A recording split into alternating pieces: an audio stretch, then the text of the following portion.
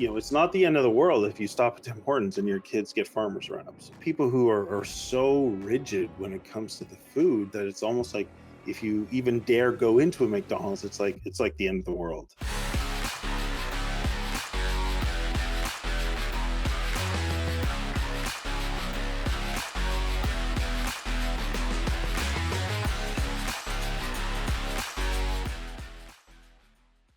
What is up, everybody? It's Ed Gow Jr. from Dad Central. And a gentleman, every time I see him, I don't know if I'm going to get a beard, clean shaven. I don't know how many days growth we get, but what's up, man? Hey, it's Drew Solon, apparently the man of many faces, according to Ed Gow Jr. Ooh, see, you came up with a title this time. I didn't have to do anything. That's right. That's good. That's good. Well, we are back, and you are watching Dad Central, a parenting podcast to reduce stress and build confidence in fatherhood. And also, our show is sponsored by Dove Men Plus Care. Dove Men Plus Care believes that care is the best of a man because when men care for themselves and others, there is positive impact. So, if you're a dad, have you ever felt like mealtime is chaotic, a chaotic mess, and nutrition is just another thing on your to-do list? Well, today we're going to be taking a look at the dad diet, healthy eating habits for busy families. We're going to cover 3 different topics. We're going to talk about the problem of eating on the go, also simple strategies at work, and then finally, mindset shift and real talk. So, Drew, before we get into it, what are your thoughts on this one? So I have an undergraduate degree in kinesiology. I grew up in a household that typically had organic foods, and some really good very food nice selection. My mom went to a naturopath, way back before naturopathic became very popular or more mainstream. So I have a little bit of a background from that, and of course I've been involved with sports or physical activity.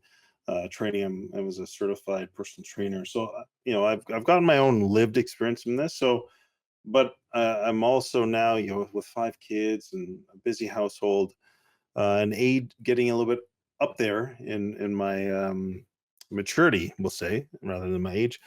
I'm recognizing how challenging this is, and I find it's something that can easily slide. Right? It's like good habits, bad habits, and anyway, so I think it's good conversation. It's timely, both from my own personal circumstance as well as hopefully as you get into the fall and school routine and having to manage schedules and different things. I think it's always important. Good stuff. Good stuff. And just to add here, a little stat. Surveys show that 70% of dads say time is the biggest barrier to healthy family meals, but we're going to get into that with today's episode. So let's first talk and get Drew's take on the problem with eating on the go. And I don't think you have that challenge with 5 kids, do you? Boy. Is this my personal problems or the actual just the challenge itself of what are the options available to you when you are eating on the go? And so I would say the problem with eating on the go is that most of the convenience, quick, affordable food options actually are filled with a lot of unhealthy ingredients. They're fillers, preservatives, sugars, high glycemic type of response foods, or deep fried, saturated fat, just not really good stuff that if you're consistently consuming those, they're going to have a compounding effect over your lifetime. So the problem for me is that challenge. Of course, then it's with 5 kids. Guess what? We're going to stop here. Well, I don't want this. Well, we'll go here. I don't want that either. And there's this, how do you please everybody because there's so many differences? Then, of course, there's the time constraints, sometimes in terms of, it's just busy. So how do you navigate a short period of time to be able to prepare food, to then be able to serve the variety of food that's needed, that's healthy or in a way? So I think if we're focusing just on eating on the go, the layers can sort of stack up, I'd say. So for me, obviously we're going to get to it, it takes a lot more energy and a lot more planning. And of course, when you're already depleted, it's kind of hard to do that. So I think there's some definite challenges of eating on the go, or sometimes with this overscheduled life that sometimes find ourselves in with families that are busy and doing a lot of things. Um, these things can fall by the wayside. So those are just some quick thoughts. What about you, Ed? What can you share here? Yeah, yeah, and it can be things like rushed mornings, drive-through dinners, picky eaters. Like once we go outside, probably within 5 minutes, there's some fast food place. I'm sure many of the people who are either listening or watching this can relate to that. And but we also have to realize the impact on kids' energy, their focus, and their long-term health. So this is why it's important that healthy eating is really, really important, because yeah, you may give them that snack, but if you keep on giving the long-term effects, we're not sometimes thinking about that. So I would just want to say with this segment ending it off that the key message is you're not alone, dads. Busy doesn't have to mean unhealthy. Anything you want to add on that, Drew, before we move to our next segment? Yeah, I reflect on Adam Hart. He was one of our guests way back when, I think in like the first probably 30 or 40 episodes. And, he talked about becoming addicted to sugars and starchy foods when he was young, and how that really led to, his adult almost depression, because that became the habitual place he would go. Cookies, all candies, all these things were they became like his comfort. And his health journey to recover from all that stuff, and then begin shifting and engaging in a healthier lifestyle. So I think about that. The other thoughts I have are, you know um, it is sometimes challenging with all these dynamics going on, but there's so much evidence about the value of children consuming high quality food to their brain development, to their physical development. And one more anecdote from my life, if I played poorly in a game, my mom would always ask me two specific questions. She said, "How was your sleep the night before? And then what was the food that you were eating? How well did you eat in preparation for your game?" And so, you know, uh, she was very wise in terms of understanding the fundamental elements of being able to be at your best requires those two things, sleep and your diet, because it's fueling your body. So I just think that the importance of it. Excellent. So our next segment, we're going to talk about simple, and I underline the word simple, strategies that work. So, Drew, what are some simple strategies that work that you'd like to share with our audience? Yeah, well, just an example, I had to quickly make a run to Ottawa this morning, and simple, I still have some of the leftovers. So here's a fresh peach, right? So two of them, unfortunately, I didn't get to eat them on the road, but I had other things that were all from home that are all essentially whole foods. I had fresh vegetables cut up. I had a boiled egg for protein. I had a protein shake that was made that I was able to take and drink on the way. I had fresh water, and I had some cashews. So simple is look around and make sure that you have whole, healthy, nutritious foods that you can pick up and grab on the go very quickly, as well as taking 5 to 10 minutes to actually plan in advance where you're going. So that's one simple thing that you can do. The other thing is, if you do know schedules in advance, it's always great to have, let's say, a prep day, right? So I remember when I worked in athletics, our strength conditioning coach would talk about, hey, for student athletes and talking to them about their nutrition. He's like, I do prep on Sundays and then I prep on Wednesdays. So I cook a bunch of food on Sunday, package it up. And guess what? I've got meals for Monday and Tuesday all set to go, as well as Sunday night dinner. Then I do it again on Wednesday night, and then I've got food for Thursday and Friday. And then if Saturday might be my cheat day, my game day, whatever it is, then that's where I'll engage in my one time of maybe convenience food or something else. So this idea of being able to prep in advance, prepare good food, have it packaged, set aside, that's tremendously valuable, I'd say. The other one simple idea is to prepare a simple go-to meal. So for us, oatmeal, while it's not exciting, is one of the simple go-to breakfasts that can be either prepped the night before and just cooked overnight, or it takes literally 10 minutes in the morning to make, and you can throw a bunch of good things in the oatmeal. You can throw some fresh fruit, you can add nuts, you can add seeds, you can add all these different elements to the oatmeal. So to me, those are three ideas around simple strategies that can work. What about you, Ed? Two more I'll add. And many of us has heard about the 80-20 rule.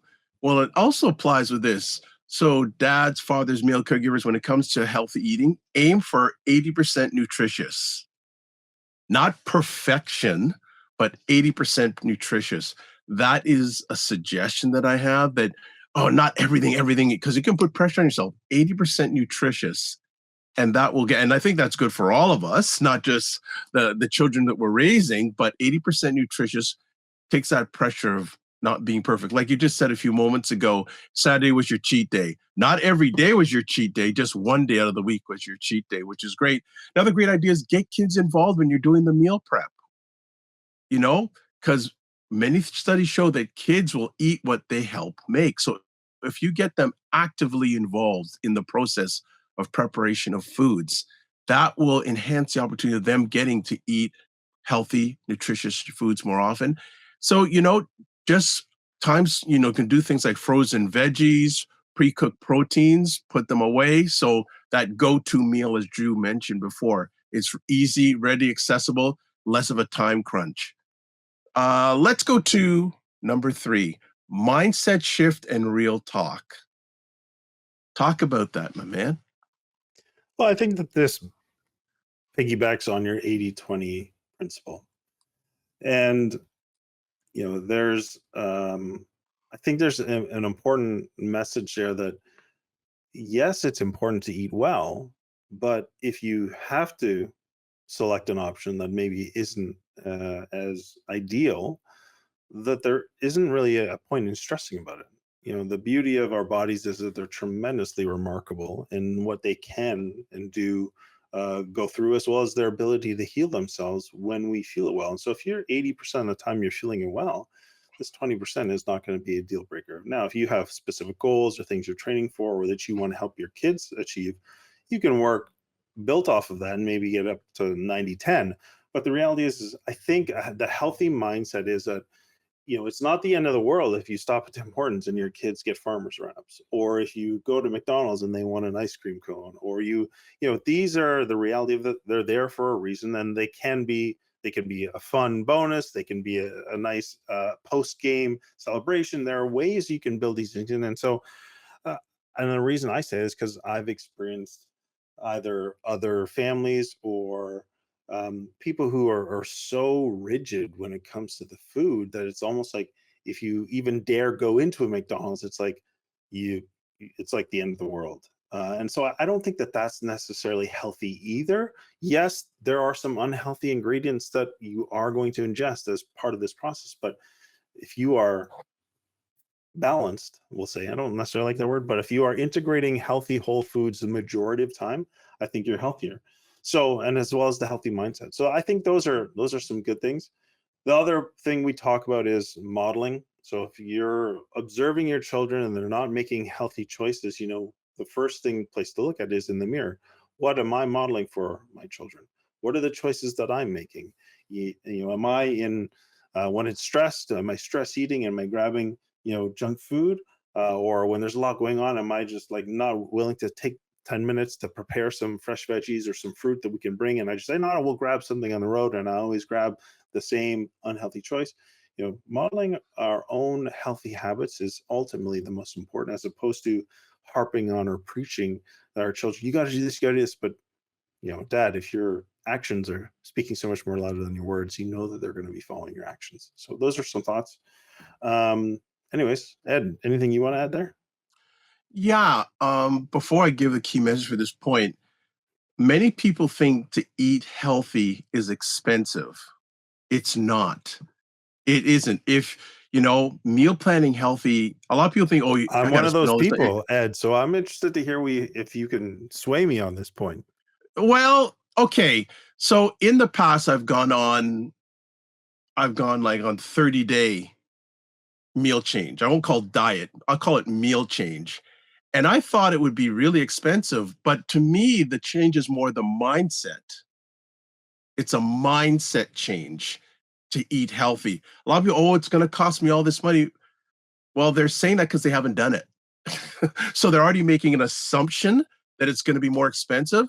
When I did my latest, like when I did the first one, I go, it's not that expensive.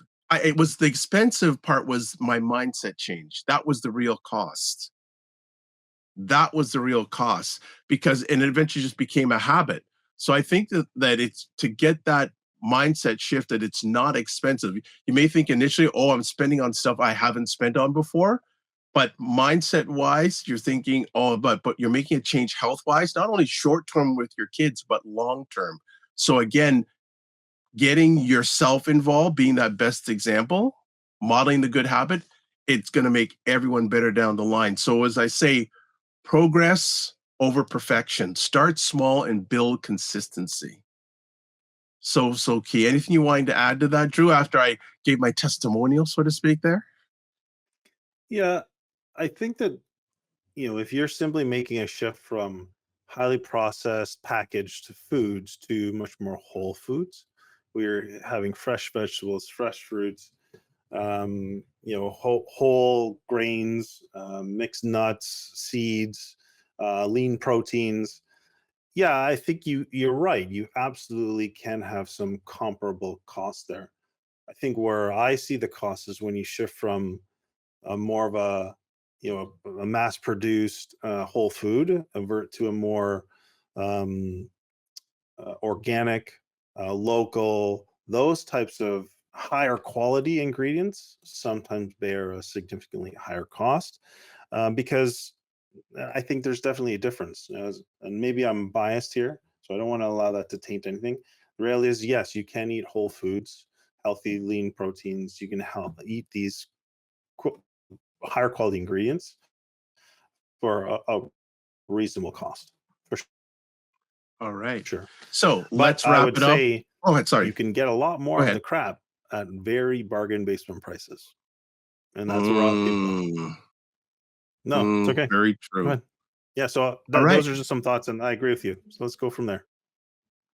All right. So as we wrap it up, our takeaways. So want to recap. First of all, you don't need complicated meal plans to eat well. That's not only yourself, but your kids. Second of all, small changes make a big difference over time. And then thirdly, your kids will learn from what you do, not just what you say. So really, really, and I want to add also to that, healthy family eating doesn't require perfection. Again, it requires intention and preparation.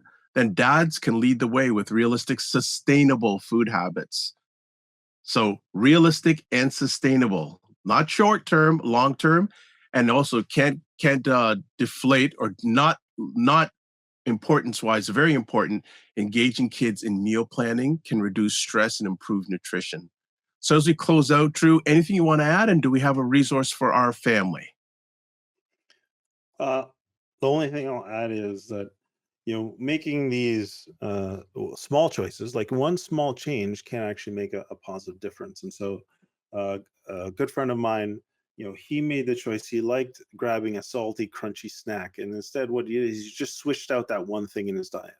So, okay, instead of grabbing a salty, crunchy snack that's in the package, I'm going to grab something that's crunchy, but it's whole food. It's a carrot stick. It's a celery stick. It's some fresh vegetable, and that one change was significant for him when he compounded that over time, over months. So just start with a small shift, and we look forward to seeing how that can benefit you as well as the ripple effects in your family. In terms of a resource, we had a podcast actually with a registered dietitian, and this was around healthy diet, but it was also around helping promote eating, healthier eating, or dealing with picky eaters. So I feel like that's a great resource for, and we can just link to that in our show notes. Excellent. I'll just end off one simple action for our dads. Pick one meal this week to upgrade, even if it's just adding one veggie for yourself and your kids. That would be our challenge out today. So, as always, want to say thank you so much for your time, as always. And thank you for listening to us. As always, don't just manage your time, manage your energy, and remember to give yourself grace. Take care.